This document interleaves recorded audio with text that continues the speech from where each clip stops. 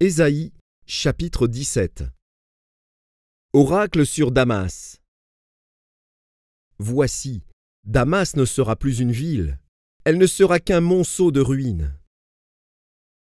Les villes d'Aroër sont abandonnées, elles sont livrées aux troupeaux. Ils s'y couchent, et personne ne les effraie. C'en est fait de la forteresse d'Éphraïm, et du royaume de Damas, et du reste de la Syrie.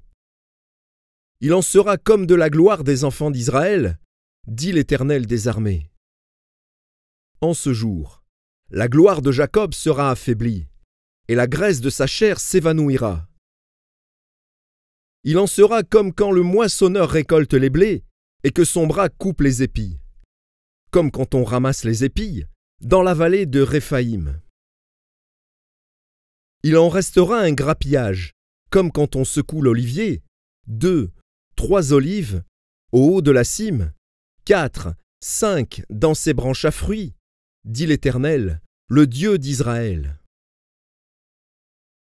En ce jour, l'homme regardera vers son Créateur, et ses yeux se tourneront vers le Saint d'Israël.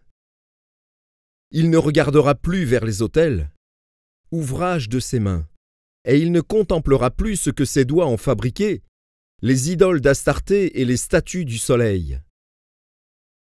En ce jour, ces villes fortes seront comme des débris dans la forêt et sur la cime des montagnes, abandonnées devant les enfants d'Israël. Et ce sera un désert.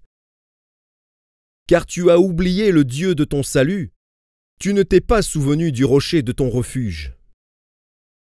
Aussi tu as fait des plantations d'agréments, tu as planté des ceps étrangers. Lorsque tu les plantas, tu les entouras d'une haie, et bientôt tu les fis venir en fleurs.